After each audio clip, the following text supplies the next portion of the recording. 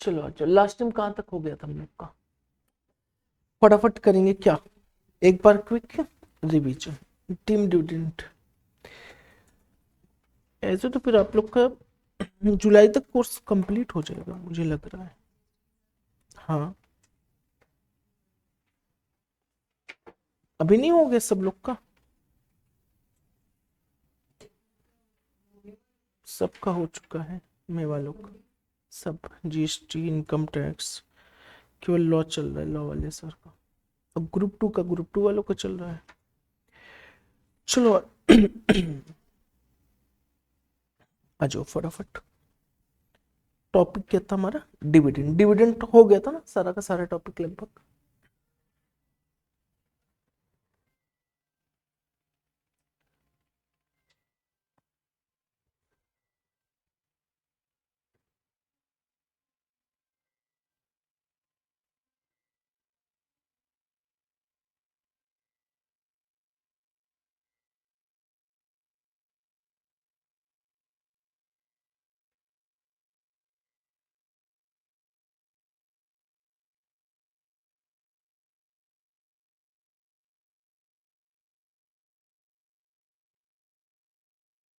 चलिए, deem dividend हमारा क्या है?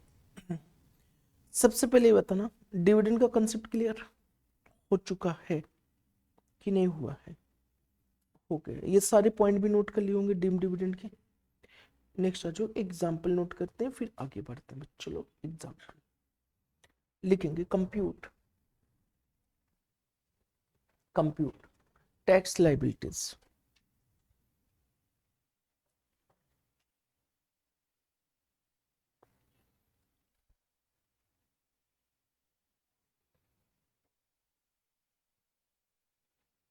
Compute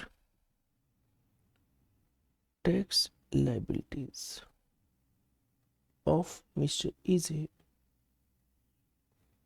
for assessment year 2024-25, assessment year 2024-25 and its relevant previous year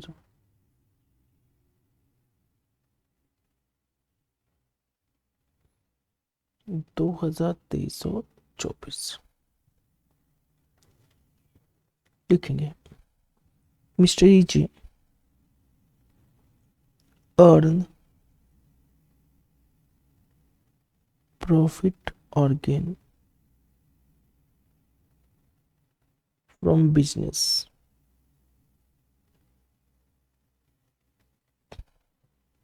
rupees 10 lakhs, and he made investment in Reliance company and acquired equity share capital for rupees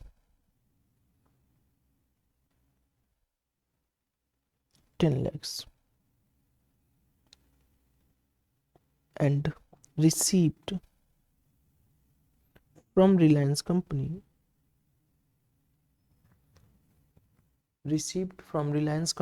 as dividend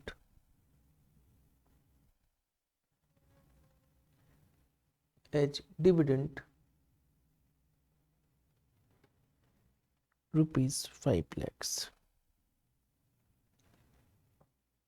during the previous year.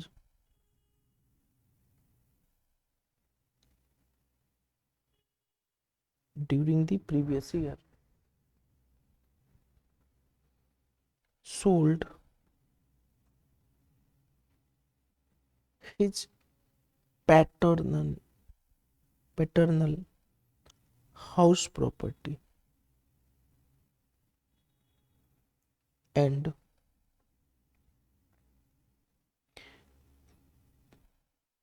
earn earn long-term capital gain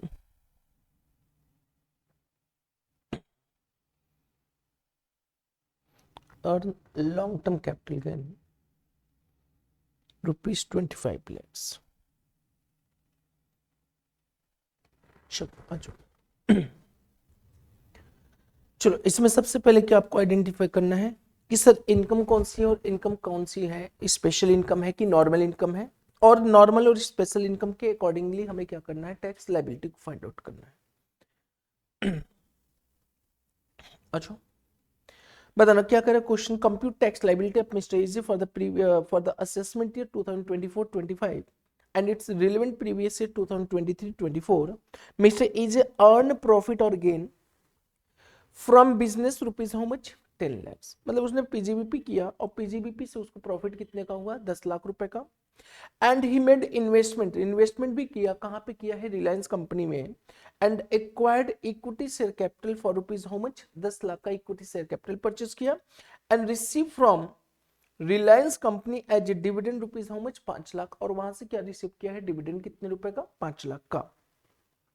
During the previous year, sold his paternal house property and earned long-term capital gain rupees how much, 25 lakh, और एक house property को sold कर दिया, और sold करने से उसको gain हुआ है, कितने का गेन हुआ है, टोटल 25 लाख का। यहाँ तक clear. And now compute the tax liability. चलो आ जाओ स्टार्ट करो फटाफट। सबसे पहले क्या कंप्यूट करना है आपको, total income, then you have to compute the tax liabilities, then you have to compute the tax liabilities. चलो स्टार्ट करो कंप्यूटेशन ऑफ क्या, total income.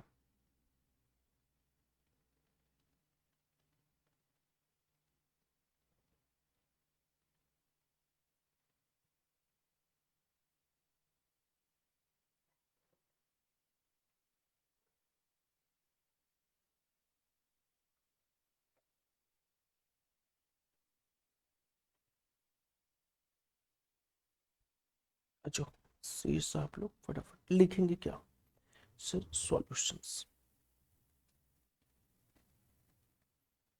Computation of total income.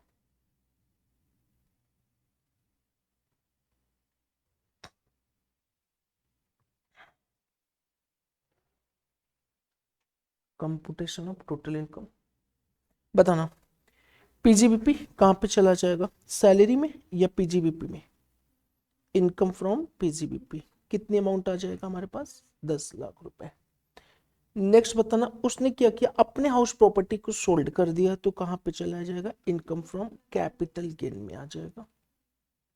अच्छा कैपिटल गेन में कौन सा आएगा बताना, कैपिटल गेन में 4 तरह की इनकम होती है। एक long term capital gain under section क्या होता है, 112 होता है, और long term capital gain 112A होता है, और कौन सा हो जाता है हमारे पास, शॉर्ट टर्म 111A और शॉर्ट टर्म नॉर्मल हो जाते हैं। 25 लाख रुपए। इसके अलावा बताना, इसने क्या किया, रिलायंस में इन्वेस्टमेंट कर दिया, और इन्वेस्टमेंट करने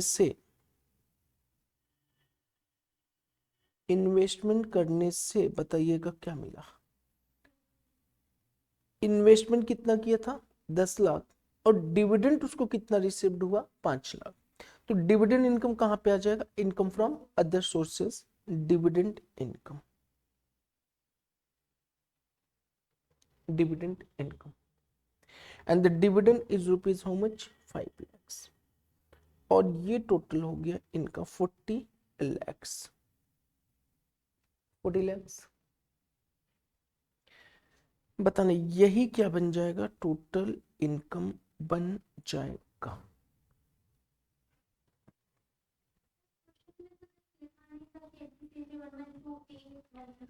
अब उसमें दो थोड़ा सा डिफरेंस है, जो 112A होता है ना, वो शेयर को बेचने से होता है। अदर देन अगर शेयर्स है तो कभी भी वो 112A में नहीं जाएगा, ऑलवेज भी 112 में जाएगा। और वो शेयर की कुछ कंडीशंस हैं, कंडीशंस है कि शेयर्स हमारे क्या होना चाहिए, लिस्टेड इन स्टॉक एक्सचेंज होना चाहिए, सेल भी कहाँ होना चाहिए, स्टॉक एक्सचेंज से ही होना चाहिए। तो जब हम कैपिटल गेन डिटेल करेंगे ना, वहां से मिल जाएगा। तो अभी अगर मान के चलो लॉन्ग टर्म केवल मिल रहा है, तो ऑलवेज भी 112, नॉट 112A। चलो हमारे पास टोटल इनकम आ गया। बताइए टोटल इनकम पे क्या कंप्यूट करना है, टैक्स लायबिलिटी। अब टैक्स लायबिलिटी के लिए बताना, स्पेशल इनकम पे स्पेशल टैक्स रेट, और नॉर्मल इनकम पे आपका 2 टैक्स रेट होता है, फाइनेंस एक्ट वाला, और कौन सा हो जाता है 115 BSC। तो बताना हम कौन सा अप्लाई कर लेंगे, 115 BAC अगर क्वेश्चन साइलेंट है। तो आजो लिखेंगे टैक्स लाइबिलिटीज, टैक्स लाइबिलिटीज बताइएगा, tax on special income, tax on special income, and the special income is rupees how much? Tax on special income, long term capital gain under section 112 बताना। Tax on LTCG कितना आ गया, 25 lakh eight the rate 20%, 5 lakhs। और बताना इसके बाद क्या आ जाएगा, tax on normal income, और नॉर्मल इनकम कितना था, 10 लाख रुपए, नहीं 15 ना, 10 लाख PGBP, और डिविडेंड इनकम भी तो नॉर्मल है।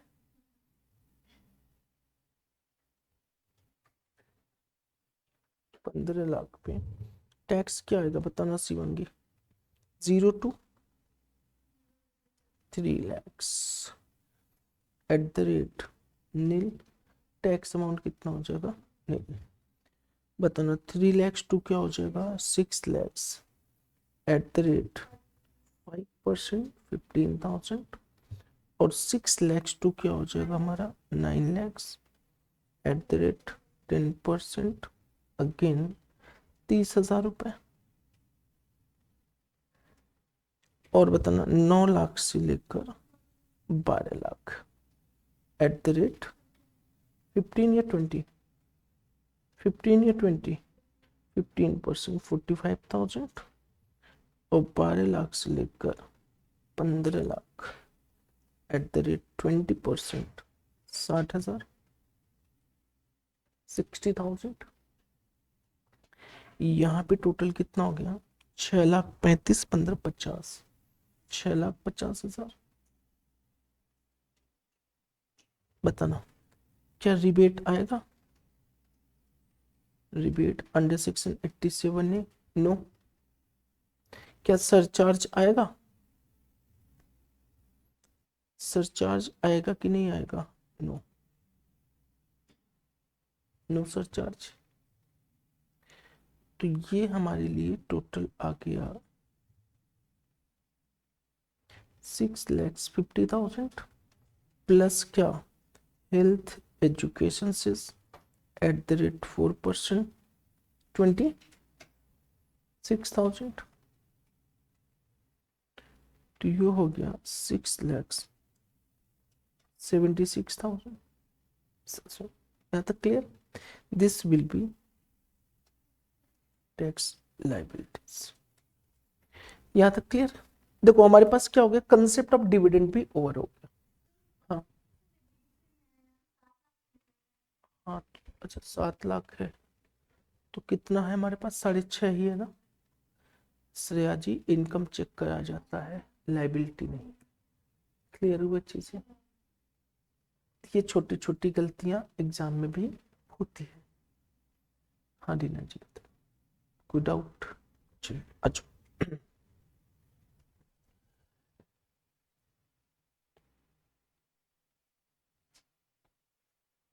बताना यहाँ तक क्लियर। अब आ जाते हैं हम लोग डिविडेंड। डिविडेंड देखो हम लोग क्या सीखा था, डिविडेंड से कुछ भी नहीं सीखा है। डिविडेंड में डिविडेंड आपकी दो तरह की डिविडेंड होती है, एक कौन कौन सा हो जाता है, एक्चुअल डिविडेंड, दूसरा कौन सा होता है हमारा डीम्ड डिविडेंड। अब यहाँ देखो एक्चुअल डिविडेंड जो होता है ना, वो एक डिविडेंड फ्रॉम क्या होता है, फॉरेन कंपनी, और डिविडेंड फ्रॉम क्या होता है, डोमेस्टिक कंपनी। तो ये भी आपको ध्यान नहीं रखना है, ये केवल और केवल किस टॉपिक के लिए है, फाइनल के लिए है। ठीक, तो कोई भी डिविडेंड हो, अगर एक्चुअल में डिविडेंड रिसीव्ड हो रहा है, चाहे फॉरेन कंपनी से, चाहे कहां से रिसीव्ड हो रहा है, डोमेस्टिक कंपनी से, तो सारा का सारा डिविडेंड बताना क्या बन जाएगा हमारा, नॉर्मल इनकम, और उस पर क्या किया जाएगा, नॉर्मल टैक्स रेट अप्लाई किया जाएगा। अब यहां पे आते हैं deem dividend, section 222A to section 222E। अच्छा, डिविडेंड के बारे में सारी सारी चीजें हमने कवर करा दिया था। This is the rate as normal income, this is taxable as normal tax rate prescribed in finance act as per the SSC, और फिर क्या हो जाएगा हमारा 115 बीएससी। मतलब डिविडेंड की जितनी भी इनकम है, चाहे वो नॉर्मल इनकम हो, चाहे वो कौन सी इनकम हो हमारा डीम्ड डिविडेंड वाली, चाहे एक्चुअल डिविडेंड चाहे डीम्ड डिविडेंड हो, सारा का सारा डिविडेंड हमारी कौन सी इनकम बन जाती है, नॉर्मल इनकम, और कहां पे चला जाएगा, इनकम फ्रॉम अदर सोर्सेस में। अब यहां पे आते हैं नेक्स्ट डीम्ड डिविडेंड की तरफ। डीम्ड डिविडेंड में पहला आता है हमारा, देखो क्या, section 222A distribution of asset to share holders. Distribution of asset to share holders शायद लिखा था आप लोग ने, section 222A distribution of assets, केवल हेडिंग लिखना है, ये सीट आपको प्रोवाइड कराई जाएगी सारी की सारी। Section 222A distribution of asset to share holders. देखो डीम्ड डिविडेंड हमारा कब माना जाएगा, डीम्ड डिविडेंड का मतलब क्या होता है कि सर डिविडेंड डिस्ट्रीब्यूट तो नहीं किया गया है, बट इनडायरेक्टली शेयर होल्डर के हाथ में कंपनी के द्वारा जो भी एसेट्स दिया जा रहा है, उस एसेट्स के रिस्पेक्ट में क्या माना जाएगा, हमारा डीम्ड डिविडेंड माना जाएगा। अब यहां पे देखो, एक कंपनी है, कंपनी ईजे लिमिटेड है, ईजे लिमिटेड है, इसकी ये बैलेंस शीट है बच्चा, बैलेंस शीट। इस कंपनी के पास यहां पे प्रॉफिट दिख रहा था, प्रॉफिट 5 लाख रुपए, और कंपनी की यहां पे एसेट्स भी थी 15 लाख का, 15 लाख का एसेट्स था। अब बताना पहला ऑप्शन क्या है कि कंपनी इस प्रॉफिट को ही डिस्ट्रीब्यूट कर दे एज ए क्या, डिविडेंड। अब बताना अगर company as a profit dividend distribute करना चाहता है तो मैक्सिमम कितना करेगा, 5 लाख। 5 लाख से ज्यादा चाह के भी नहीं कर सकता, क्यों नहीं कर सकता, क्योंकि उसके पास 5 लाख से ज्यादा कोई प्रॉफिट है ही नहीं। तो मैक्सिमम जो डीम डिविडेंड, मैक्सिमम जो डिविडेंड डिस्ट्रीब्यूट कर पाएगा कंपनी को कितना, 5 लाख। अब सुनो हुआ क्या, कंपनी ने डिविडेंड दिया ही नहीं, डिविडेंड नहीं दिया, बल्कि जो एसेट्स पड़ा हुआ था वो एसेट्स दे दिया किसको, शेयर होल्डर को। शेयर होल्डर को क्या दे दिया, एसेट्स। अब ये जो एसेट डिस्ट्रीब्यूट किया जा रहा है शेयर होल्डर को, ये एसेट्स जो शेयर होल्डर को रिसीव हो रहा है वो क्या बन जाएगा बताना, डीम्ड डिविडेंड बन जाएगा। क्या ये सही है कि गलत है, सही है, क्योंकि जो भी उसके हाथ में मिल रहा है, डिविडेंड देते तो कैश मिल जाता, कैश की बजाय हमने काइंड में एसेट्स उठा के दे दिया 15 लाख का, तो बताना क्या बन जाएगा, वो डीम्ड डिविडेंड। लेकिन अगर हम एज ए डिविडेंड देते तो मैक्सिमम कितना देते, 5 लाख, लेकिन एसेट्स कितने के दे रहा हूं मैं, तो क्या गलत तो है ना मेरे साथ। तो और क्या चीजें हमारे पास डीम्ड डिविडेंड का बनना चाहिए, टू द एक्सटेंट ऑफ क्या, profit, to the extent of profit, क्योंकि प्रॉफिट से ज्यादा डिविडेंड तो डिस्ट्रीब्यूट हो ही नहीं सकता। मतलब अगर कंपनी ने कोई भी एसेट डिस्ट्रीब्यूट किया है अपने शेयर होल्डर को, कंपनी ने एसेट डिस्ट्रीब्यूट किया है अपने शेयर होल्डर को, तो बताना वो सारा का सारा एसेट्स की जो भी वैल्यू होगा वो क्या बन जाएगा, डीम्ड डिविडेंड बन जाएगा। But to the extent of क्या, accumulated profit in the accumulated profit of the company, company की जितनी accumulated profit है उस प्रॉफिट तक वो क्या बन जाएगा, हमारा डीम्ड डिविडेंड बन जाएगा। यहां तक क्लियर। तो सेक्शन 222A कह रहा है कि whenever any assets are distributed by the company to the shareholders, या फिर कोई भी एसेट्स शेयर होल्डर को प्रोवाइड किया जा रहा है, तो जितनी वैल्यू एसेट्स को होगी वो वैल्यू क्या माना जाएगा, हमारा डीम्ड डिविडेंड माना जाएगा। लेकिन वो मैक्सिमम आपकी डीम्ड डिविडेंड कहां तक मानी जाएगी, जितनी कंपनी के पास क्या होगा, प्रॉफिट होगा। प्रॉफिट से ज्यादा डिविडेंड कभी होते नहीं, तो वहां पे भी डिविडेंड प्रॉफिट से ज्यादा नहीं हो सकता है। आज यहाँ पे देखो पहली सेक्शन 222A क्या कह रहा है, हमारा पहला point, any distribution of assets by a company in cash or kind to its shareholders, to its shareholder. What is the meaning of shareholder? Equity shareholder या preference shareholder? Equity as well as preference both. To the extent of retained accumulated profit, that is capitalized or not, capitalized or not. Where assets have been distributed in kind, अगर assets kind में दिया गया है, the market value of the assets on the date of distribution has to be taken for arriving the amount of dividend. समझ में आई चीजें? मतलब अगर कोई भी एसेट्स कंपनी डिस्ट्रीब्यूट करता है अपने शेयर होल्डर को, तो उस एसेट्स की जितनी भी वैल्यू है वो क्या माना जाएगा? Deemed dividend. But value should not exceed accumulated profit of the company. Company के एक्युमुलेटेड प्रॉफिट से ज्यादा नहीं होनी चाहिए। What is the accumulated profit? Accumulated profit का मतलब है जो कंपनी के पास क्या रखा हुआ है? प्रॉफिट एंड लॉस पड़ा हुआ है, या कंपनी के पास जो क्या पड़ा हुआ है? जनरल रिजर्व पड़ा हुआ है, या कंपनी के पास क्या पड़ा हुआ है? डिस्ट्रीब्यूटेड प्रॉफिट पड़ा हुआ है। यहां तक क्लियर हुई चीजें? आज फटाफट एक एग्जांपल नोट करेंगे, लिखेंगे, एग्जांपल नोट करेंगे। हाँ, दोनों समझाते हैं, एग्जांपल के थ्रू आ जाएगा दोनों, कैपिटलाइज और नॉट कैपिटलाइज। चलो लिखेंगे example.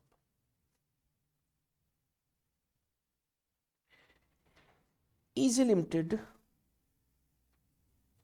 Easy Limited, Easy Limited's balance sheet as on 31st March 2024 are given as follows.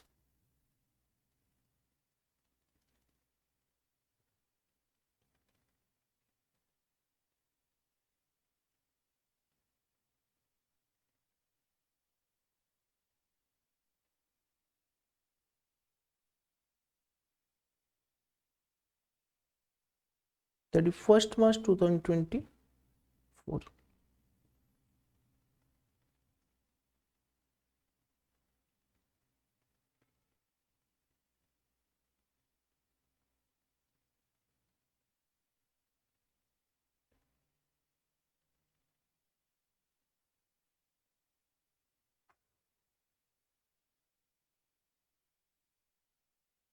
Share capital 10 lakh,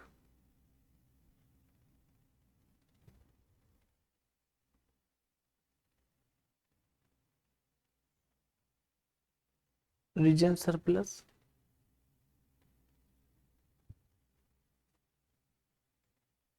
5 lakh,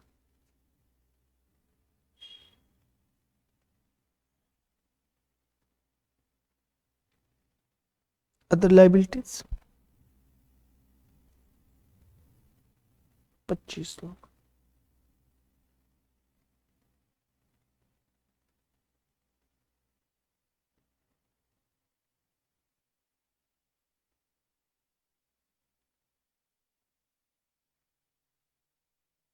total कितना हो गया? 40 लाख रुपए। यहाँ पे आ जाओ, plant and machinery 5 lakh, land and building 8 lakh या 18 लाख कर लो, cash and bank balance 2 lakh, other assets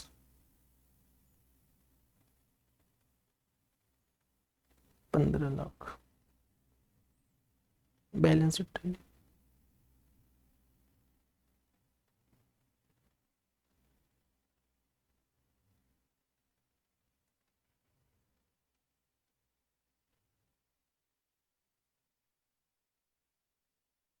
यहाँ तक clear?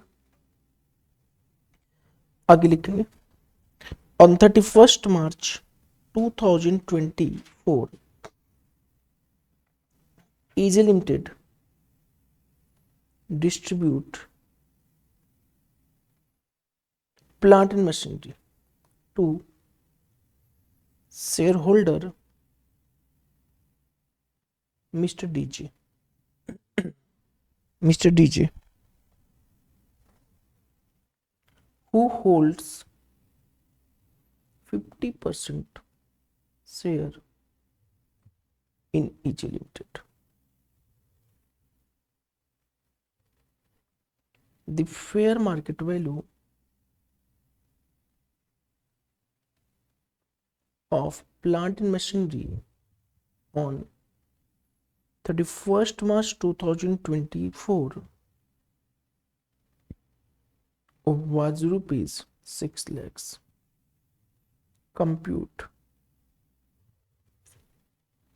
amount of deemed dividend for DJ.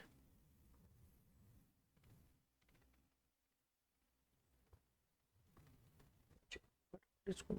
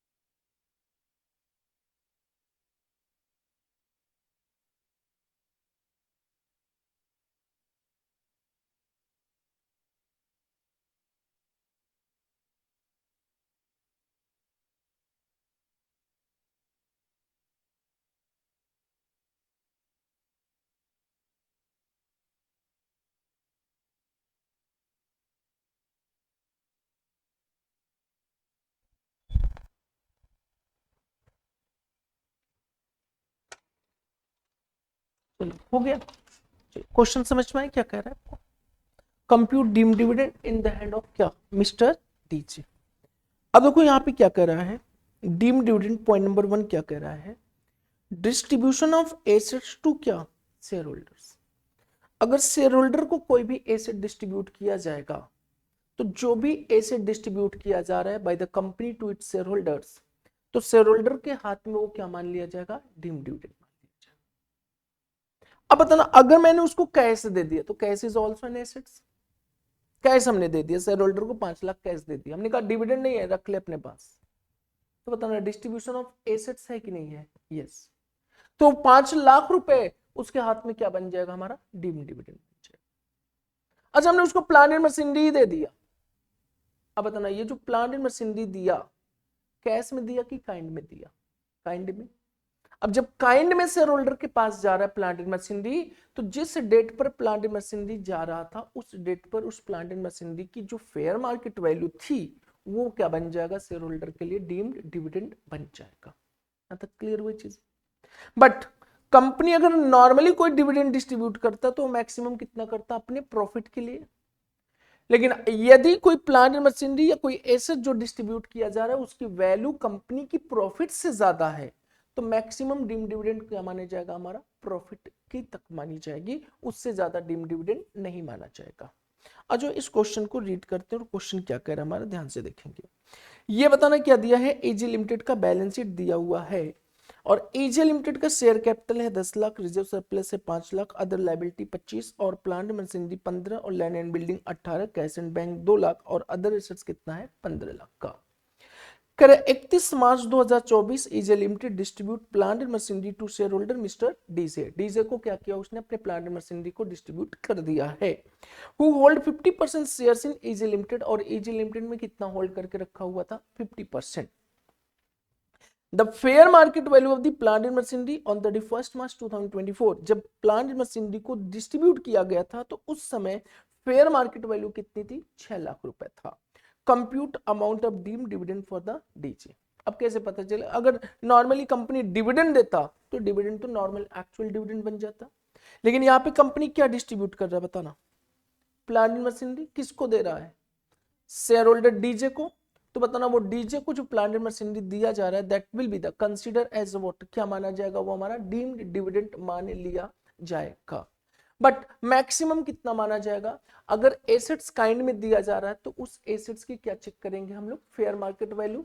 किस डेट पे, जिस डेट पे आपको डिस्ट्रीब्यूट किया जा रहा है, अगर उसकी वैल्यू हमारी प्रॉफिट से ज्यादा हो रही है तो मैक्सिमम डिविडेंड कितना रहेगा, प्रॉफिट ही रहेगा।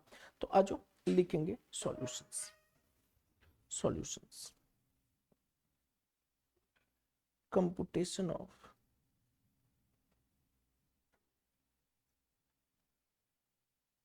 deemed dividend computation of dividend dividend बताना। Plant and machinery received, plant and machinery क्या लेंगे इसका फेयर मार्केट वैल्यू, किस डेट पे लेंगे, जिस डेट पे डिस्ट्रीब्यूट किया जा रहा है 31 मार्च 2024 को। तो बताना कितनी वैल्यू है इसकी फेयर मार्केट वैल्यू, 6 लाख रुपए। क्या ये 6 लाख रुपए हमारा डीम्ड डिविडेंड माना जाएगा? नो, 6 लाख नहीं माना जाएगा, बल्कि इसको कंपेयर करेंगे किससे, प्रॉफिट से। Profit of the easy limited, accumulated profit. बताना प्रॉफिट कितना था, 5 लाख था। तो बताना डीम डिविडेंड कितनी, 5 लाख रुपए। 5 लाख से ज्यादा डिविडेंड नहीं हो सकता है। अब बताना कंपनी के पास अगर प्रॉफिट 10 लाख होता तो 6 लाख हमारा क्या बन जाता, डीम डिविडेंड बन जाता। यहां तक क्लियर हुई चीजें? बताना किसी को डाउट? एक पॉइंट आते सर, यहां पे लिखा हुआ था देखो, कैपिटलाइज्ड और not. What is the meaning of capitalise? पता नहीं सर। नहीं, एसेट्स नहीं, ये बात किसकी कर रहा है, प्रॉफिट कैपिटलाइज और नॉट, प्रॉफिट कैपिटलाइज और नॉट। अब यहां पे ध्यान से समझेंगे कैपिटलाइजेशन ऑफ प्रॉफिट क्या होता है।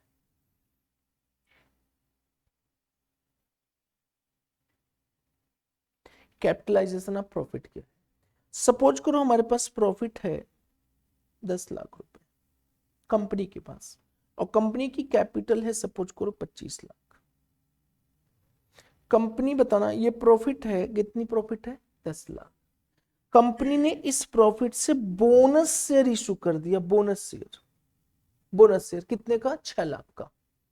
तो प्रॉफिट 6 लाख से क्या हो जाएगा बताना, कम हो जाएगा। अब प्रॉफिट कितना दिखाई देगा, 4 लाख। और बोनस शेयर से क्या बन जाएगा, वो शेयर कैपिटल बन जाएगा। और कैपिटल कितने का दिखाई देने लगा, बोलो 26 लाख का। सॉरी, चलो 20 + 6 कितने का दिखने लगा, 26 लाख का। अब ये बताना, ये जो 6 लाख रुपए हम ऐड कर रहे हैं, क्या शेयर होल्डर से पैसा आया है कि प्रॉफिट ही हमारा बन गया शेयर कैपिटल? प्रॉफिट ही हमारा शेयर कैपिटल बन गया। This will be capitalisation of the profit. इसे हम लोग बोलते हैं प्रॉफिट का कैपिटलाइजेशन करना। क्लियर हुआ चीजें? अब यहां पे बताना, अगर कंपनी कोई एसेट डिस्ट्रीब्यूट किया अपने शेयर होल्डर को, तो प्रॉफिट हम 4 लेंगे कि 4 + 6 दोनों लेंगे? 4 + 6 दोनों लेके करेंगे, चाहे वो प्रॉफिट कैपिटलाइज हुआ हो, चाहे वो प्रॉफिट कैपिटलाइज नहीं हुआ। समझ में चीजें? तो ये हमारा 6 लाख कैपिटल प्रॉफिट हो गया, और 4 लाख हमारी normal accumulated profit. But total profit हमारे पास कितनी मानी जाएगी, 10 लाख रुपए मानी जाएगी। क्लियर हुई चीजें? तो यहाँ पे पॉइंट आपको क्या दिया हुआ है कि जो हम प्रॉफिट लेंगे ना, वो प्रॉफिट चाहे कैपिटलाइज हो चाहे कैपिटलाइज ना हो, सारी प्रॉफिट आपको लेके कंपेयर करना पड़ेगा। यहां तक बताना, यहां तक क्लियर और नॉट क्लियर? बोलो बच्चा। क्यों नहीं होता है? अब रियल में अगर सपोज करो आप सीए बन गए, किसी कंपनी का रजिस्ट्रेशन करा दिया, तो कंपनी हो गया ना। अब उसमें होता क्या कि शेयर होल्डर अगर डिविडेंड लेगा, तो उनको लगता है कि डिविडेंड हम लेते ही हमारे ऊपर क्या आ जाएगा, टैक्स आ जाएगा। तो लोग क्या करेंगे, भैया मेरे को डिविडेंड नहीं लेना है कंपनी से, लेकिन हाँ पूरी दुनिया भर की जो खर्चे होंगे मेरे, वो कंपनी से मैं करवा देता हूं। तो अल्टीमेटली क्या हो गया, अगर हम खर्चे, देखो हुआ क्या, अगर कंपनी मुझे डायरेक्टली 10 लाख दिया डिविडेंड, तो 10 लाख मेरी इनकम डायरेक्टली बन जाएगी। तो हम क्या करूंगा, वो इस तरह से मैं कंपनी से लूं कि वो डिविडेंड ना भी बने और मेरे ऊपर टैक्स भी ना आए, यही मैं कोशिश करूंगा। उसी को रोकने के लिए क्या बनाएगी, लॉ बनाएगी। उसी को रोकने के लिए लॉ बनाएगी कि अगर कंपनी से कुछ भी शेयर होल्डर लिया, वो क्या माना जाएगा, हमारा डीम डिविडेंड माना जाएगा। क्लियर? हाँ हाँ,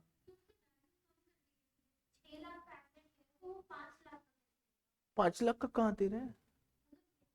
ठीक है, वो 5 लाख हो ही नहीं सकता। इसीलिए वैल्यू क्या लिखा हुआ है कि अगर कोई काइंड में मिल रहा है तो वैल्यू क्या लेना है आपको, market value of the assets लेना है। अगर काइंड में लिया तो काइंड में तो आपकी किताबों में ज्यादा भी हो सकता है और कम भी हो सकता है।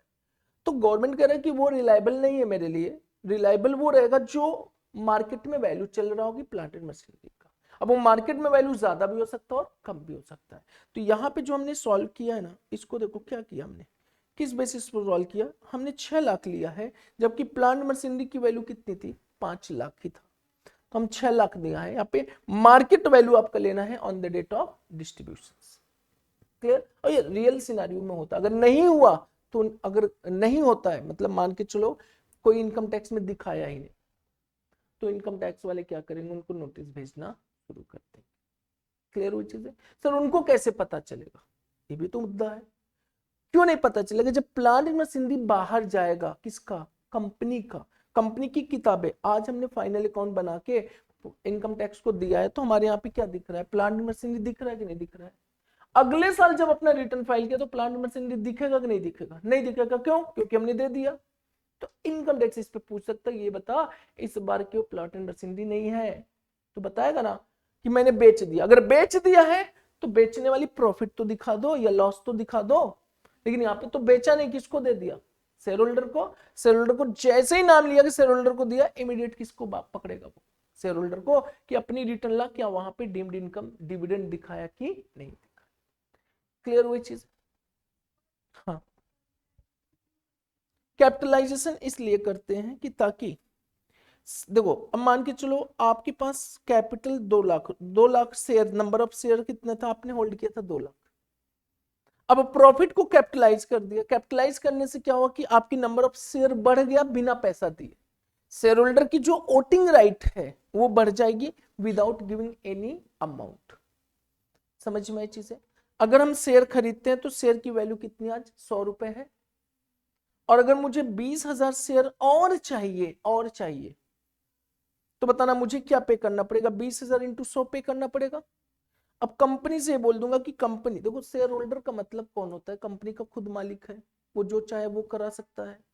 अब शेयर होल्डर ने मिलकर कहा कि जितनी प्रॉफिट है उस प्रॉफिट को हम लोग क्या करते, कैपिटल बना देते। कैपिटल मतलब बोनस शेयर इशू करा देते, बोनस शेयर मिल जाएगा लोगों को फ्री में, कोई पैसा भी नहीं देना है, और उनके पास शेयर कैपिटल की संख्या जो है, नंबर ऑफ शेयर कैपिटल क्या हो जाएगा, वो बढ़ जाएगा।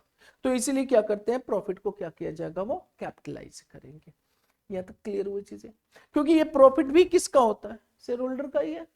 तो शेयर होल्डर कहता है मेरे को प्रॉफिट ना चाहिए, बल्कि मेरे को अपने नंबर ऑफ शेयर को क्या करना है, बढ़ाना है। नंबर ऑफ शेयर बढ़ाने से क्या होगा, कंपनी की वैल्यू भी तो बढ़ जाएगी। और अगर यही बोनस शेयर की बजाय डिविडेंड डिस्ट्रीब्यूट कर दें तो कंपनी की वैल्यू बताना क्या होगी, 6 लाख से और कम ही हो जाएगी, नेटवर्थ कम हो जाएगा। इस केस में क्या है कि सर हमें डिविडेंड भी नहीं देना पड़ा और कैपिटल को क्या कर लिया, हमने बढ़ा लिया, हमारी वैल्यू तो हो ही गई, और प्रॉफिट भी क्या हो गया, हमारा डिस्ट्रीब्यूट हो गया। इसको बोलते हैं कैपिटल प्रोसेस। नेक्स्ट आ जाओ, यहां तक क्लियर हुई चीजें। आ जाओ यहाँ पे आ जाओ। नेक्स्ट पॉइंट नंबर 2 क्या कह रहा है, section 222B, distribution of shares, debentures, bonus to share holders. अब बताना, कह रहे कि अगर कोई शेयर डिस्ट्रीब्यूट किया जा रहा है free of cost to the share holders, debentures दिया रहा है to the share holders free of cost, तो बताना वो जो बोनस या शेयर्स डिस्ट्रीब्यूट किया जा रहा है shall be consider as deemed dividend. अब जैसे मान के चलो बात यही हुई, अगर मैं 10,000 शेयर इशू करूंगा मार्केट में, मेरे पास क्या आएगा, 10,000 इंटू 100, 10 लाख रुपए आ जाएगा। लेकिन हमने बोनस शेयर इशू कर दिया, किसको बोनस शेयर इशू किया, शेयर होल्डर को। अब बताना हमारी प्रॉफिट कम हो गई कि नहीं हो गई, तो बोनस शेयर अगर मैं इशू कर रहा हूं तो वो भी हमारा क्या माना जाएगा, क्या माना जाएगा, डीम्ड डिविडेंड माना जाएगा, वो भी डीम्ड डिविडेंड माना जाएगा। लेकिन हाँ, अगर बोनस शेयर हम इक्विटी शेयर होल्डर को दे रहे हैं वो डीम्ड डिविडेंड नहीं माना जाएगा। प्रेफरेंस को दे दिया तो डीम्ड डिविडेंड माना जाएगा।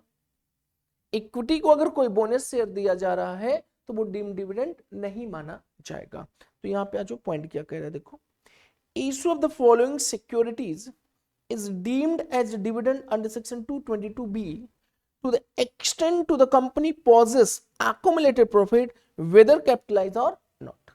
चाहे वो प्रॉफिट कैपिटलाइज हो चाहे कैपिटलाइज ना हो, लेकिन जितना भी आपका सिक्योरिटीज डिस्ट्रीब्यूट किया जा रहा है टू द शेयर होल्डर वो क्या बन जाएगा, हमारा डीम्ड डिविडेंड बन जाएगा। जैसे कि यहाँ पे देखो, डिबेंचर्स, डिबेंचर स्टॉक और deposit certificate with or without interest to both equity preference share holder, preference और इक्विटी को कोई भी डिबेंचर दिया जा रहा है फ्री ऑफ कॉस्ट, अगर पैसा ले लिया तो बात खत्म, वहां पे तो नहीं बात है, फ्री ऑफ कॉस्ट। अब ये बताओ फ्री ऑफ कॉस्ट का मतलब क्या? आप देखो, अगर मैं शेयर होल्डर को 10 लाख रुपए दे देता एज ए डिविडेंड, तो डिविडेंड बन गया। और वो डिविडेंड से मैं बोलता कि उस डिविडेंड जो पैसा दिया उससे हमसे क्या खरीद लो, डिबेंचर, तो कोई दिक्कत नहीं। हमने उनको क्या बोला, भाई पैसा मैं नहीं दूंगा, फ्री में आपको क्या दे दे रहा हूं मैं, डिबेंचर दे दे रहा हूं।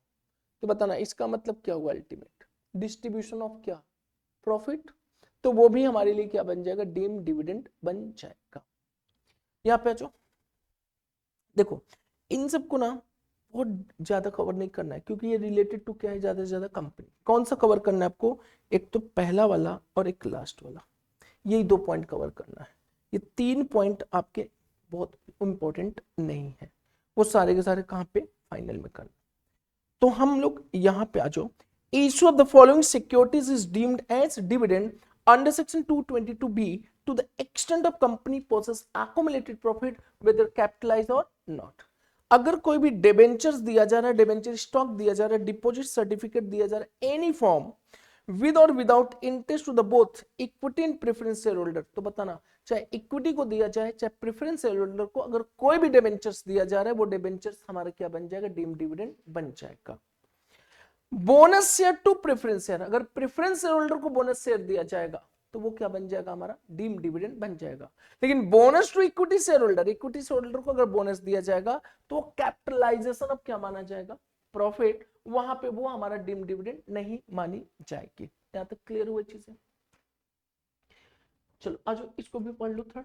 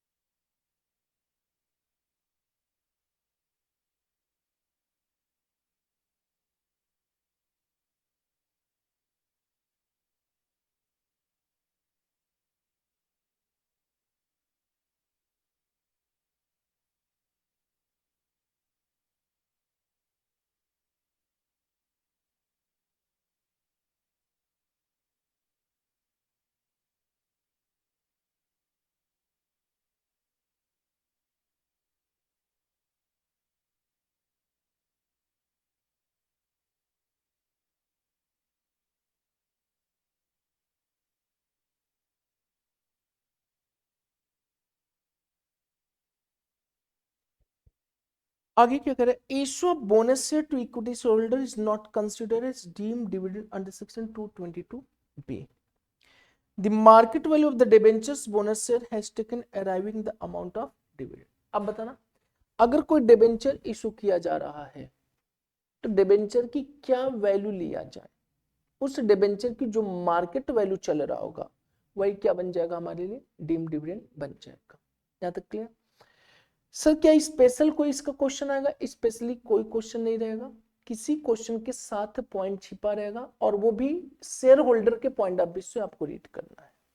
शेयर होल्डर की कंपनी ने क्या किया है, शेयर दे दिया, सॉरी एसेट डिस्ट्रीब्यूट कर दिया अपने शेयर होल्डर को, शेयर होल्डर को रिसीव्ड हुआ है, तो शेयर होल्डर के पॉइंट ऑफ व्यू से देखना है कंपनी क्या दे रहा है उसके पॉइंट ऑफ व्यू से नहीं, क्योंकि कंपनी आपके कोर्स में है ही नहीं, तो कंपनी के पॉइंट ऑफ व्यू से जो दिया जा रहा है वो आपको कंसीडर करने की जरूरत नहीं है। शेयर होल्डर को कंपनी से क्या मिल रहा है एज अ शेयर होल्डर्स, तो वो हमें कंसीडर करना है। आगे देखो क्या लिखा हुआ है, distribution of assets in the event of क्या, लिक्विडेशन।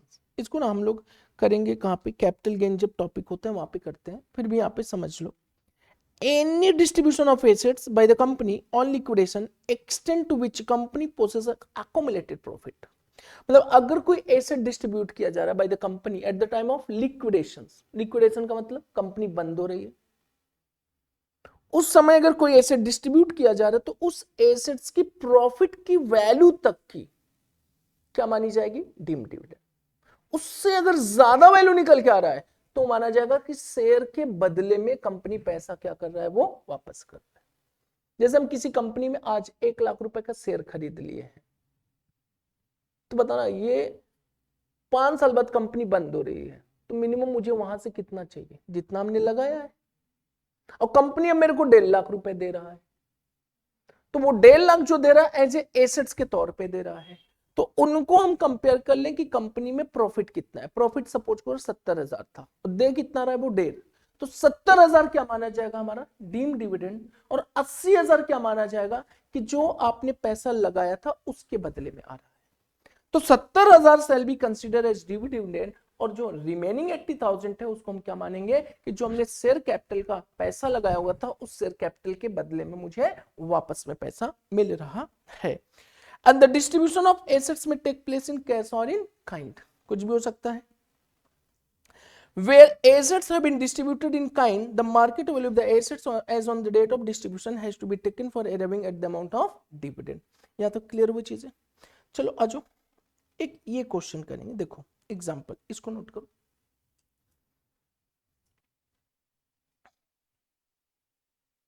एग्जांपल इसको नोट कर लो। The company distribute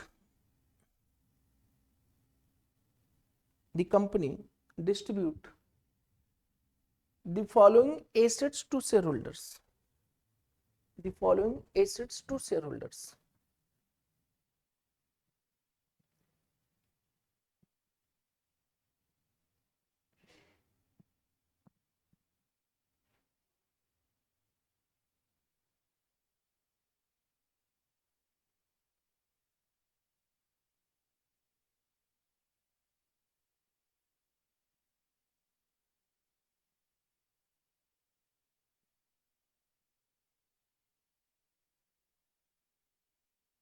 Following asset to shareholders is on 31st July 2023।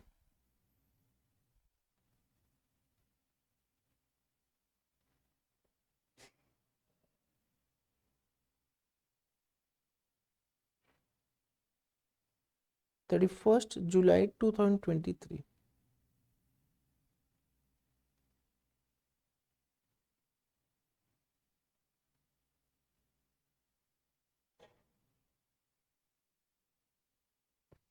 बताना ये एसेट्स है,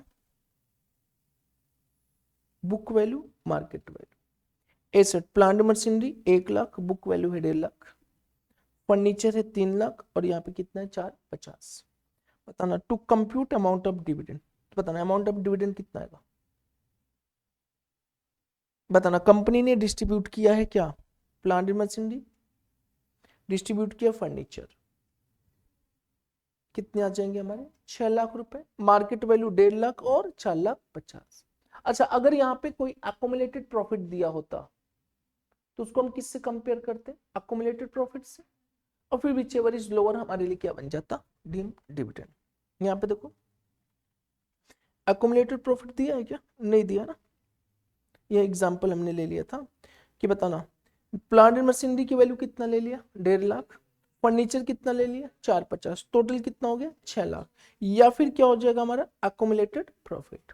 अब अकोमुलेटेड प्रॉफिट सपोज करो 3 लाख था कैपिटलाइज और 2 लाख था अदर देन कैपिटलाइज, तो 5 विच एवर इज लोअर, तो कितनी बन जाएगी हमारी डीम्ड डिविडेंड, 5 लाख बन जाएगा। यहाँ पे एक क्वेश्चन ये कर लो, distribution of securities. Mr. is a preference shareholder of ABC Private Limited. Mr. is a preference shareholders of ABC Private Limited.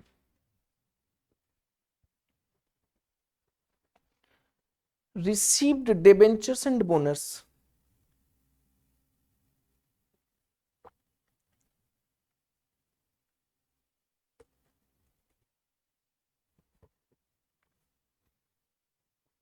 Received debentures and bonus bonus share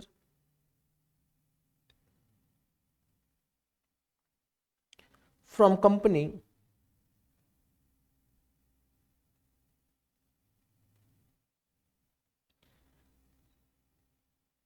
on 31st July 2023. On 31st July 2023.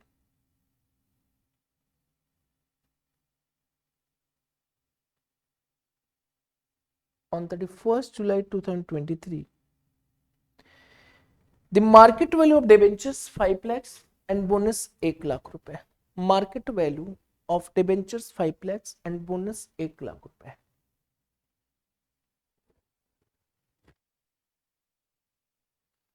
Company having accumulated profit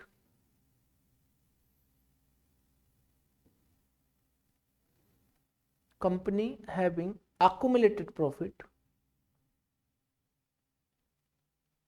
6,50,000 including capitalized 250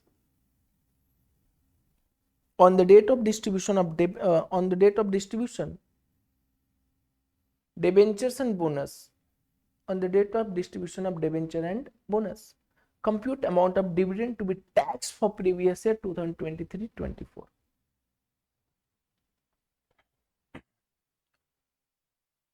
अब बताना ये किसके point of view से आपको tax लगाना है, EJ या company? Share holder. Who is the share holder? Mister EJ.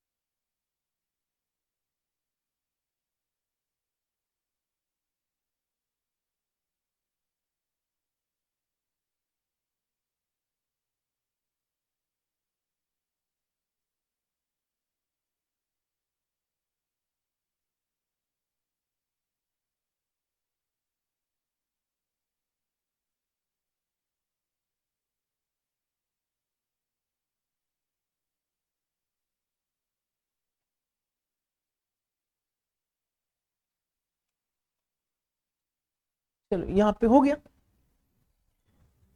बताना क्या लिखा हो. Mister EJ preference share holders of ABC private limited received debentures and bonus shares from company on 31st July 2023. The market value of the debentures 5 lakh and bonus कितना हमारे पास 1 लाख है. Company having accumulated profit 650 including capitalized profit 250 on the date of distribution of debenture and bonus. अब ये बताना preference share holder को अगर कोई भी डिबेंचर दिया जाएगा वो क्या मान जाएगा हमारे लिए? Deemed dividend. Preference share holder को अगर कोई बोनस दिया जाएगा वो भी क्या बन जाएगा, डीम डिविडेंड। हाँ, अगर बोनस इक्विटी शेयर को दिया जाएगा तो वो डीम डिविडेंड नहीं माना जाएगा। तो बताना, जो मिस्टर ईजे है वो कौन है, हमारा प्रेफरेंस शेयर होल्डर है, और उनको डिबेंचर रिसीव हो रहा है कितने रुपए का, 5 लाख का, और साथ में क्या रिसीव्ड हो रहा है, बोनस भी रिसीव्ड हो रहा है। क्या ये दोनों ही हमारे लिए डीम डिविडेंड बन जाएगा कि नहीं, यस बन जाएगा। तो बताना, computation of deem dividend 5 lakh plus 1 total कितना हो गया, 6 लाख। इसको किससे कंपेयर कर लेंगे हम लोग, एक्युमुलेटेड प्रॉफिट, और एक्युमुलेटेड प्रॉफिट कितना था, 650, which ever is lower, 6 lakh क्या बन जाएगा हमारा, डीम डिविडेंड बन जाएगा। यहां तक क्लियर। नेक्स्ट यहां पे देखो, in above question suppose mister EJ is equity share holder then compute deem dividend. अगर वो इक्विटी शेयर होल्डर होता तो डीम डिविडेंड कितना आएगा, 5 लाख आ जाएगा, 5 लाख और 650 विच एवर इज लोअर, क्योंकि ये जो बोनस दिया जा रहा है फिर इक्विटी शेयर होल्डर को is not a deemed dividend. यहां तक क्लियर। नेक्स्ट, इसको भी नोट करना हो कर लो।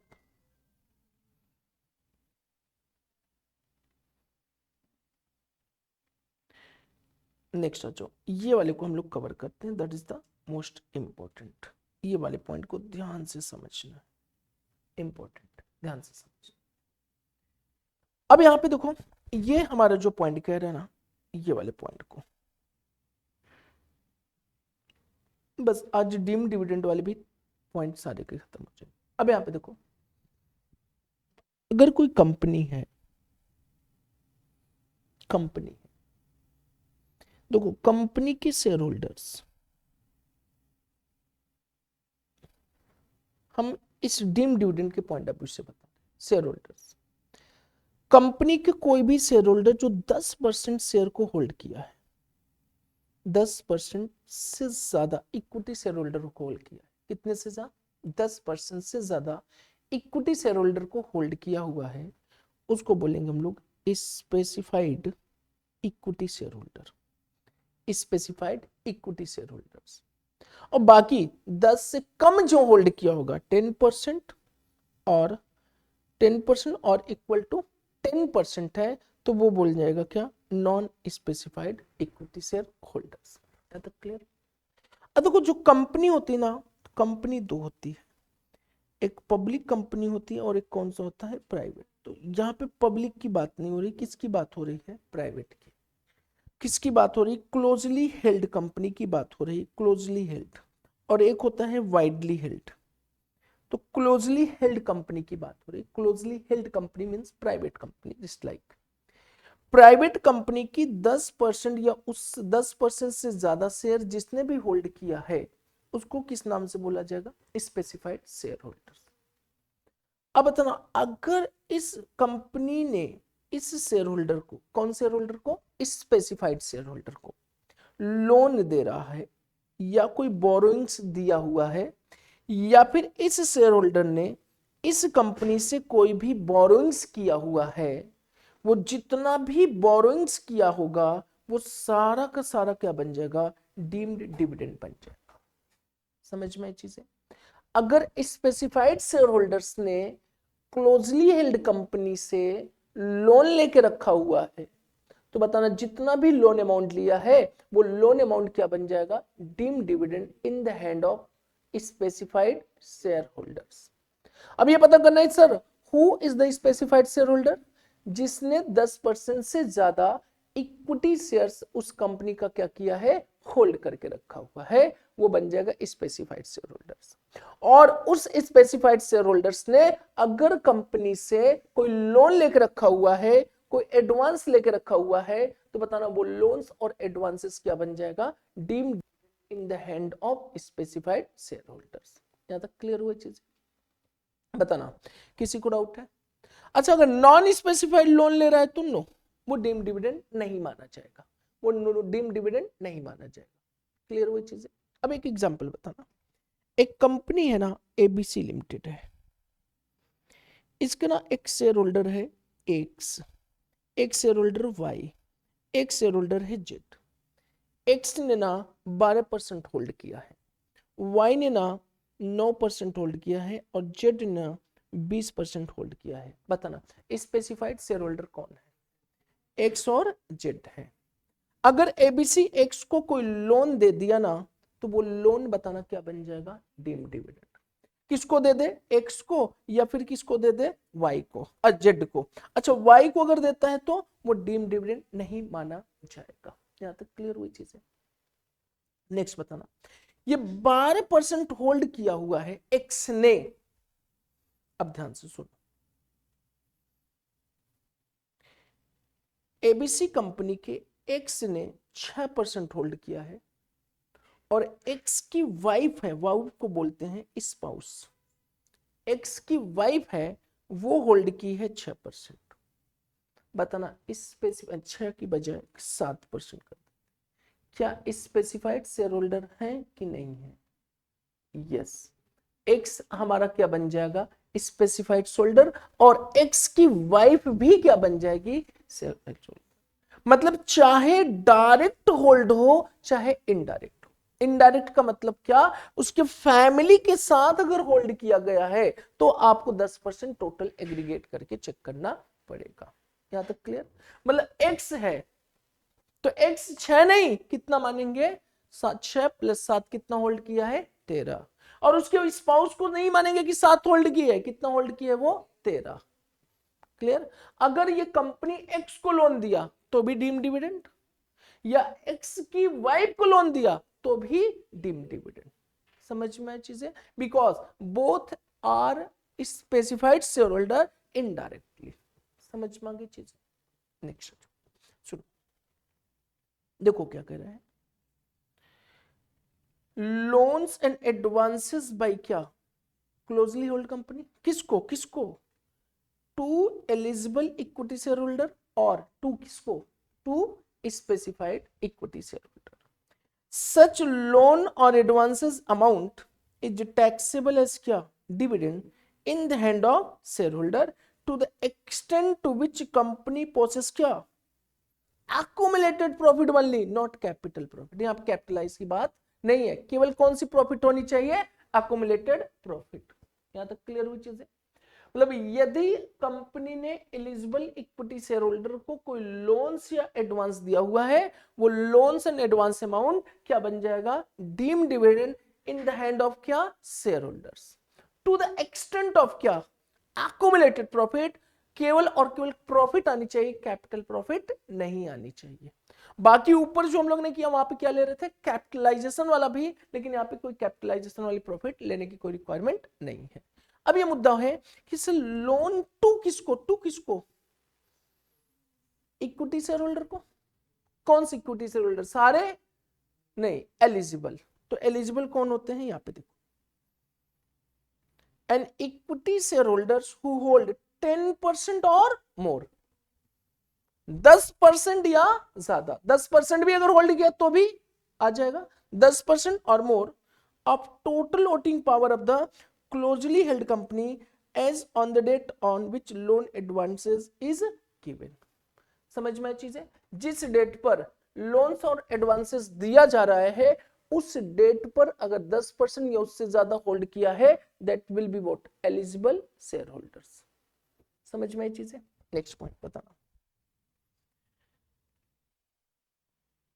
आज यहां पे देखो, इस एग्जाम्पल को देखते हैं बच्चा। देखो क्या कह रहा है, देखो,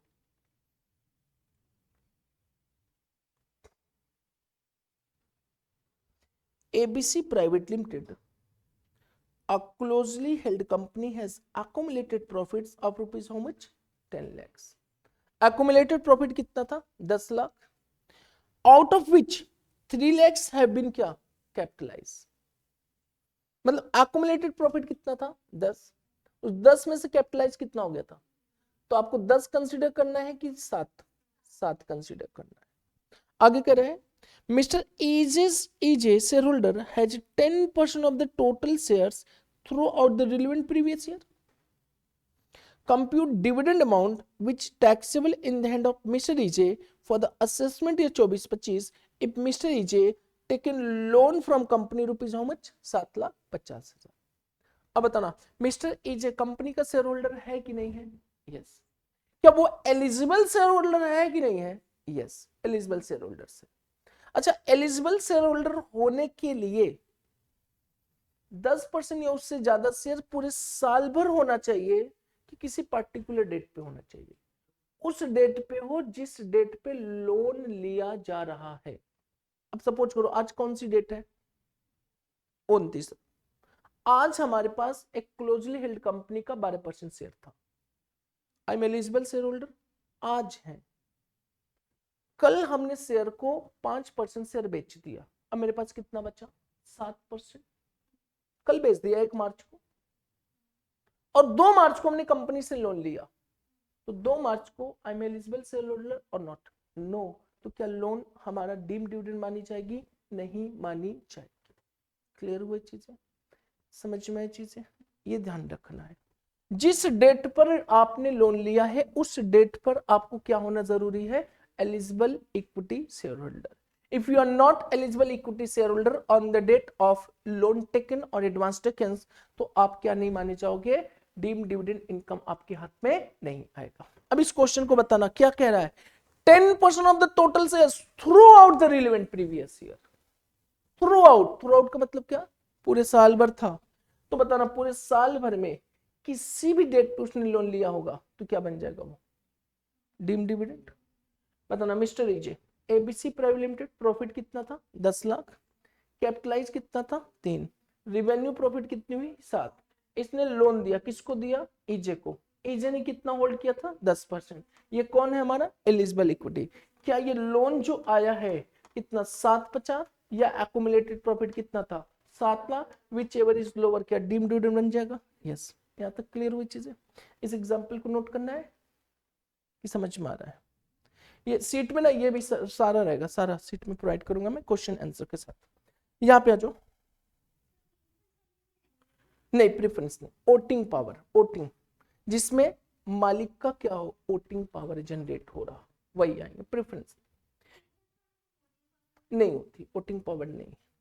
वो कंपनी को इन्फ्लुएंस नहीं कर सकती। केवल कौन कर सकता है इन्फ्लुएंस? Equity share holder. यहां तक क्लियर? बताना। अब सुनो यहाँ पे नेक्स्ट पॉइंट ध्यान सुनो। कंपनी है, इसके शेयर होल्डर है ईजे। कितना होल्ड किया था बताना? 10%। ठीक। ईजे ना एक कंसर्न है, पार्टनरशिप फर्म है, या फिर दूसरी कंपनी है। ठीक, पार्टनरशिप फर्म है या दूसरी कंपनी है। इस कंपनी का भी इसने 20% से ज्यादा शेयर होल्ड करके रखा। पार्टनरशिप फर्म में उसका पीएसआर 20% से ज्यादा है, या फिर इस कंपनी का शेयर होल्ड करके रखा हुआ। यहां तक क्लियर? अब इस कंपनी ने इस कंसर्न को लोन दिया। लोन ऑब्लिक क्या? एडवांसेस। ये वो कंसर्न है जिसमें ईजे ने कितना होल्ड किया है? 20% या उससे ज्यादा। और बताना, ईजे इस कंपनी का कितना होल्ड किया है? 10। तो इस कंपनी के लिए क्या बोला जाएगा? वो एलिजिबल इक्विटी शेयर होल्डर। लेकिन कंपनी ने इसको लोन दिया है, तो ये लोन एंड एडवांस भी हमारा डीम डिविडेंड बन जाएगा। इसके हाथ में, पार्टनरशिप फर्म या इस कंपनी के हाथ में बन जाएगा। क्लियर हुई चीजें? क्यों बन जाएगा? क्योंकि इसका जो शेयर होल्डर है यहां पे कितना होल्ड किया है? 10, और यहां पे कितना किया है? 20%। सर ऐसा क्यों है? सुनो, ऐसा इसलिए है क्योंकि अगर ये डायरेक्टली ये कंपनी इसको लोन देता तो इसका क्या बन जाता? Deem dividend. इसने कहा ए भाई लोन इधर दो और मैं इधर से ले लूंगा। क्लियर हुई चीजें? तो यहां पे अगर किसी भी कंसर्न को कंपनी लोन दे रहा है, किसी भी कंसर्न को लोन दे रहा है, और उस कंसर्न में एलिजिबल इक्विटी शेयर होल्डर का 20% या उससे ज्यादा क्या है? वोटिंग राइट है, तो बताना जिस कंपनी या जिस कंसर्न को लोन रिसीव्ड हो रहा है उसके हैंड में भी वो क्या लोन बन जाएगा? डीम डिविडेंड बन जाएगा। क्लियर हुई चीज?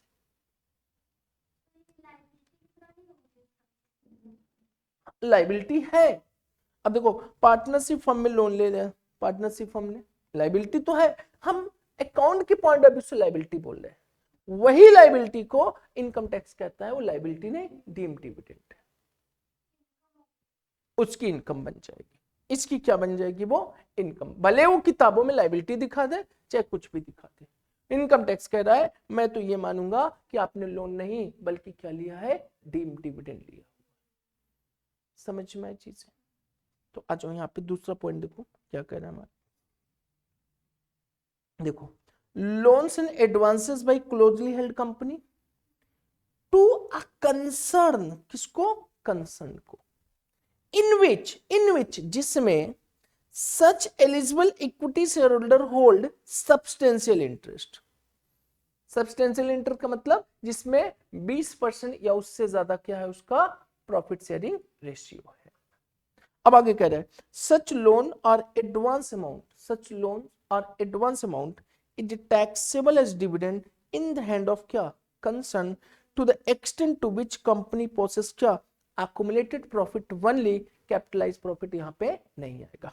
अब देखो यहाँ पे कंसर्न का मतलब क्या है, concern means HUF, firm, company, AOPBY in which such eligible share holder hold 20% और मोर वोटिंग पावर या profit sharing at any time during the relevant previous year. अब यहाँ पे देखो फर्क है, यहाँ पे था on the date on which loan and advance are taken, यहां पे कह रहा है कि 20% या उससे ज्यादा होल्डिंग किसी भी टाइम हो गया, किसी भी टाइम हो गया, किसी भी टाइम, पूरे साल भर में किसी भी टाइम हो गया, जरूरी नहीं कि लोन लेने समय ही, किसी भी रेट पे अगर हो गया तो भी हमारा कंसर्न का क्या बन जाएगा, वो डीम्ड डिविडेंड बन जाएगा।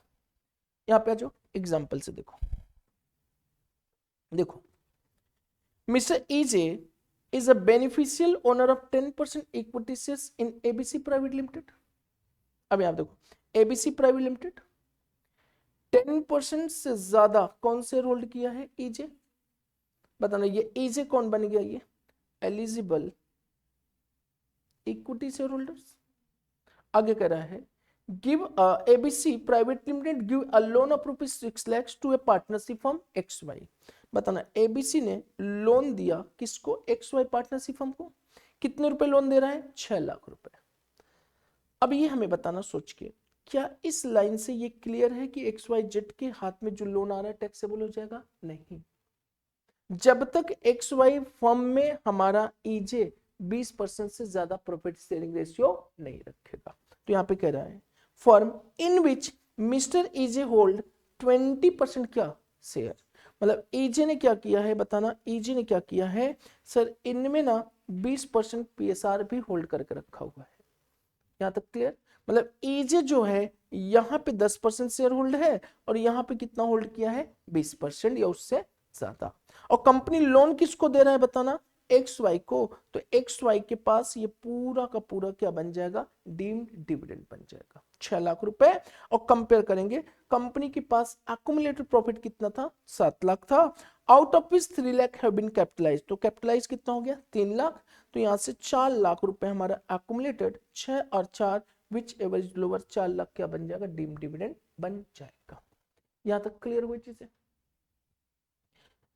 अब एक और पॉइंट है, सुनो, मान के चलो मैं ईजे मैंने 10% से ज्यादा शेयर होल्ड किया था, लास्ट पॉइंट है, मैंने श्रेया को लोन दिला दिया कंपनी को, कंपनी से, अब देखो कंपनी श्रेया को नहीं जानती, नहीं पहचानती थी, कंपनी लोन ही नहीं दे रहा था, मैंने डायरेक्टर को फोन किया है भाई मेरे बिहाफ पे दे दो क्या लोन, किसको, श्रेया को। अब लोन किसको मिला, श्रेया को, किसके बिहाफ पे मिला है, on the behalf of eligible equity share holder. तो श्रेया को जो लोन मिला है वो एलिजिबल इक्विटी शेयर होल्डर हाथ में क्या मान जाएगा, डीम डिविडेंड मान लिया जाएगा, क्योंकि ये माना जाएगा कि आपने डायरेक्टली नहीं लिया बल्कि श्रेया के पास जाएगा और फिर श्रेया से हम वापस ले लेंगे। क्लियर, तो ये क्या माना जाएगा कि अगर एलिजिबल इक्विटी शेयर होल्डर के बिहाफ पे थर्ड पार्टी को लोन दिया जा रहा है तो थर्ड पार्टी को दिया गया लोन या एडवांस भी इक्विटी शेयर होल्डर के हाथ में क्या बन जाएगा, वो डीम्ड डिविडेंड बन जाएगा। यहां तक क्लियर हुई चीजें, बताना यहां तक क्लियर। ये देखो लास्ट पॉइंट है, यहां पे एग्जांपल से समझ लो, ये है PQR limited A closely held company has accumulated profit 10 lakh out of which 3 lakh have been capitalized। तो ये देखो PQR प्रॉफिट कितना था 10 लाख, कैपिटलाइज कितना है 3 लाख, और रिवेन्यू कितना हो गया 7 लाख।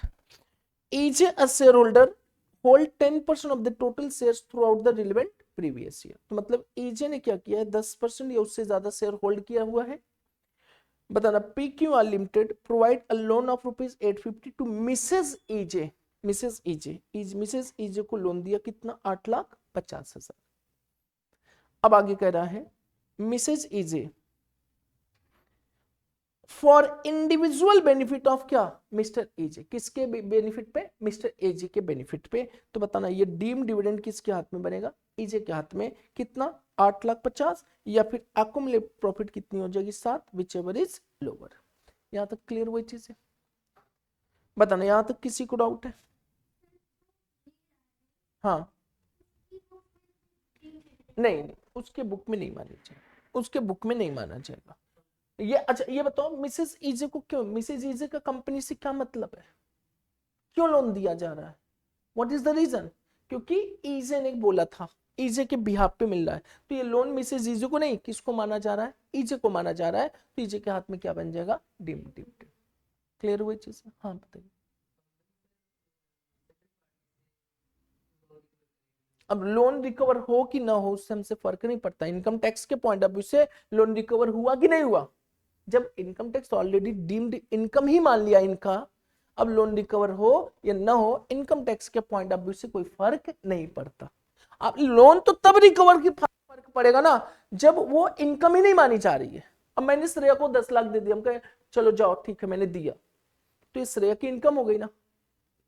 अगर हमने 10 लाख इनको दिया नहीं श्रेया मुझे 5 महीने बाद वापस कर देना, तब ये तो लोन बन गया ना। इनकम टैक्स तो लोन मान ही नहीं रहा ना, क्या मान रहा है। अब वो पैसा मिले ना मिले कंपनी को कोई फर्क नहीं पड़ता है। यहाँ पे देखो नोट भी हमने लिखा है लोन इज रिपेड और company charge market rate of interest does not make any difference in the applicability of section. मतलब पेमेंट हो लोन का चाहे ना हो उससे अब कोई फर्क नहीं पड़ता है, क्योंकि इनकम टैक्स तो उसको क्या मान रहा है इनकम मान लिया है, लोन एंड एडवांसेस तो माना ही नहीं। हाँ अब कंपनी उसको रिकवर करना चाहती है तो किससे रिकवर करेगी मिसेज EJ से। अगर इससे नहीं हो पा रहा है तो किससे रिकवर करने जाएगी EJ से ले लेगी। समझ ये तो देखो टैक्स की बातें नहीं है, टैक्स से नहीं मतलब है, ये कंपनी की पॉलिसी क्या करना चाहती है। टैक्स तो कह रहे भाई लोन दिया हम क्या मान लेंगे पूरा इनकम मान लेंगे। यहां तक क्लियर हुई चीज है। नेक्स्ट आ जाओ। अच्छा मान के चलो कंपनी कोई इंटरेस्ट भी चार्ज करता, अगर ये लोन बैंक से लिया गया होता तो बैंक क्या चार्ज करता इंटरेस्ट। अगर कंपनी भी इंटरेस्ट चार्ज कर ले तो क्या कोई हमारे प्रोविजन में फर्क आएगा नहीं, कोई फर्क नहीं पड़ेगा। Loan always be what deemed dividend मानी जाएगी। यहां तक क्लियर हुई चीजें। सर क्वेश्चन कैसे रहेंगे, क्वेश्चन आपके इंडिविजुअल के रहेंगे उसमें ये सारी चीजें लिखी रहेंगी। अब यहां पे देखो यहां पे बताना कह रहे कि डिविडेंड सेल नॉट इंक्लूड, ये इंपॉर्टेंट है, डिविडेंड सेल नॉट इंक्लूड मतलब डिविडेंड नहीं माना जाएगा। अब देखो कंपनी का बिजनेस ही है लोन देना लोन लेना, तो बात खत्म। चाहे एलिजिबल इक्विटी शेयर होल्डर भी लोन ले ले जो कोई और भी ले ले, उस पे केस में हमारा लोन दिया गया डीम डिविडेंड नहीं माना जाएगा क्योंकि उसका मेन बिजनेस ही है। तो क्या कर रहा है any advance loan given by company in ordinary course of its business of the money lending where money lending is substantial part of the business.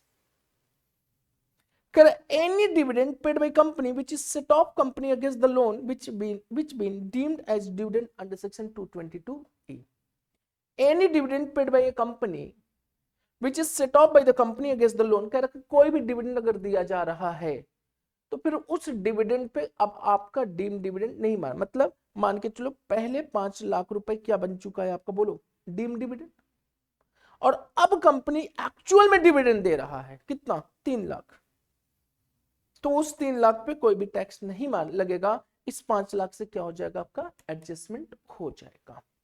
अगर buyback of shares any distribution made under section 222CD in respect of preference share holder, अगर preference share holder को COD में कोई distribution किया जा रहा है तो वहां पे भी डीम डिविडेंड नहीं माना जाएगा। यहां तक बताना बच्चा, यहां तक क्लियर और नॉट क्लियर। अच्छा, एक लास्ट पॉइंट हमारा क्या आता है, ये ध्यान से देखेंगे।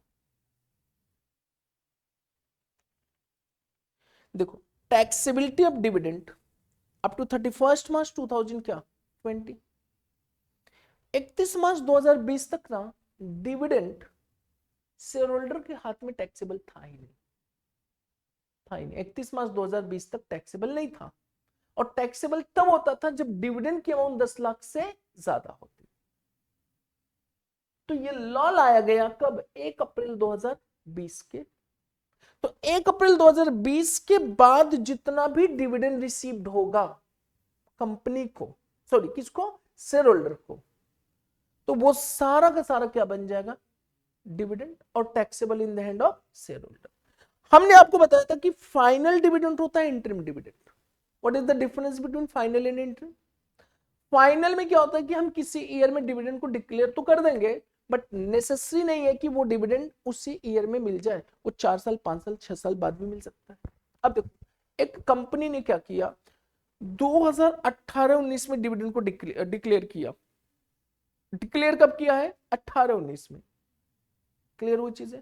18-19 वाला डिविडेंड मेरे को 23-24 में मिल रहा है, क्या ये टैक्सेबल है कि नहीं है? Not taxable, because law of the dividend taxability कब आई थी, 1 अप्रैल 2020 को। तो अगर कोई डिविडेंड 1 अप्रैल 2020 से पहले डिक्लेयर किया गया है और रिसीव्ड आज हो रहा है, तो वो तभी टैक्सेबल है जब उसकी वैल्यू 10 लाख से ज्यादा होगी। मतलब प्रपोज किया गया था कब, 31 मार्च 2020 से पहले, लेकिन रिसीव्ड कब हो रहा है, आज, तो वो हमारा टैक्सेबल नहीं है। वो 1037 में क्या हो जाता है हमारा, एग्जम्प्ट हो जाता है। 1034 में क्या हो जाता है हमारा, वो एग्जम्प्ट हो जाता है। लेकिन एग्जम्पशन कितने रुपए तक की है, 10 लाख तक का, और 10 लाख से अगर ज्यादा हुआ तो टैक्सेबल होगा।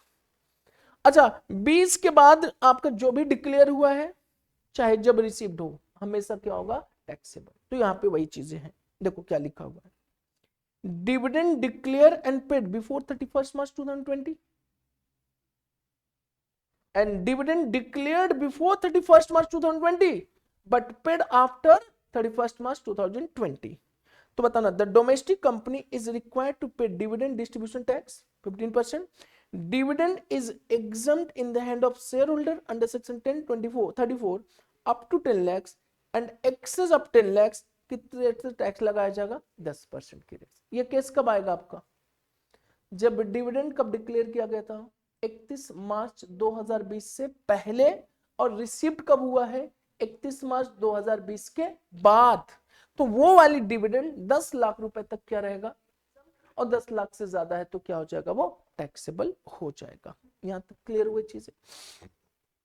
ये हमारा डिविडेंड का पॉइंट कंप्लीट होता है। आपकी स्टडी मैट में कहां पे दिया हुआ है, एक बार उसको भी कवर करा देते हैं। वो दिया है कहां पे बच्चा, पता है, 769 पेज।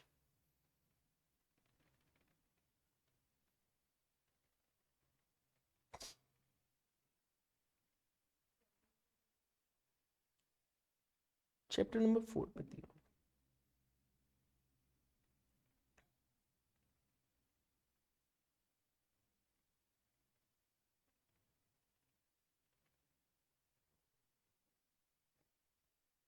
और नहीं दिया होगा तो अच्छी बात है ना।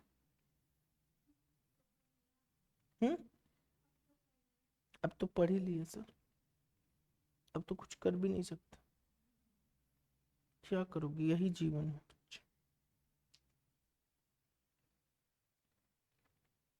चलो अच्छी बात है, दिया ही नहीं है, ऐसा ना बोलो, ये है ठीक है।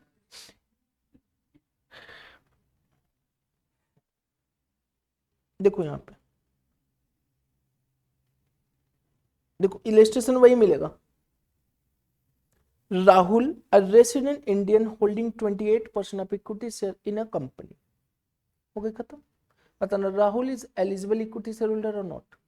लेकिन तब जब कंपनी कौन सी कंपनी होगी, closely held company. took a loan of rupees how much, 5 lakhs from the same company.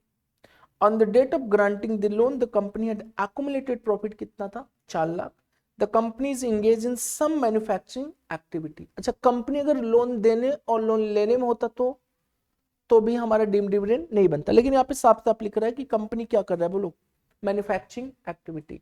तो राहुल बताना, क्या 10% से ज्यादा शेयर होल्ड किया है कि नहीं किया है? यस।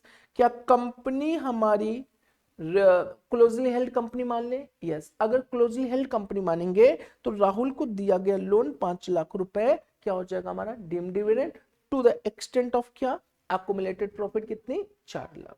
क्लियर? कह रहा है is the amount of loan taxable as deem dividend if the company is a company in which public are substantially interest, public company है तब तो नहीं होगा ना। कौन सी कंपनी, प्राइवेट या क्लोजली? तो इसका आंसर क्या होना चाहिए कि यहाँ पे डीम डिविडेंड इनकम नहीं बनेगा, बिकॉज ये कंपनी कौन सी कंपनी है, वाइडली हेल्ड कंपनी या फिर पब्लिक कंपनी है। देखो पढ़ोगे तो पता चल जाएगा। Any payment by company other than company in which public, other than public company है, इंटरेस्ट ऑफ द एनी सम पे एडवांस और लोन, तो बताना क्या हो जाएगा हमारा डीम डिविडेंड। अब यहाँ पे देखो the provision of 222 will not apply. क्यों नहीं अप्लाई हो रहा है? बिकॉज ये कंपनी कौन सी है, पब्लिक कंपनी है।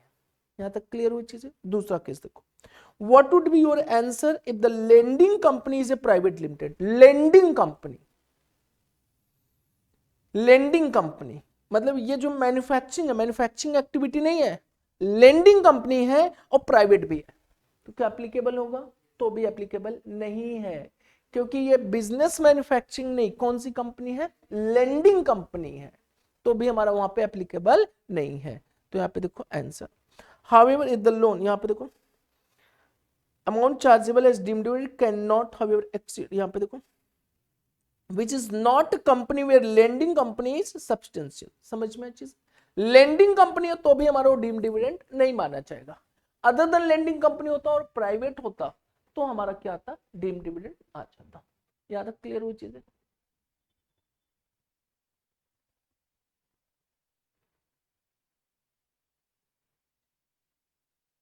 Manufacturing company not an lending company, the Rahul hold more than 10% of the equity shares of the, वही चीजें बता रहा है कि अगर मैन्युफैक्चरिंग एक्टिविटी है तो एप्लीकेबल माना जाएगा।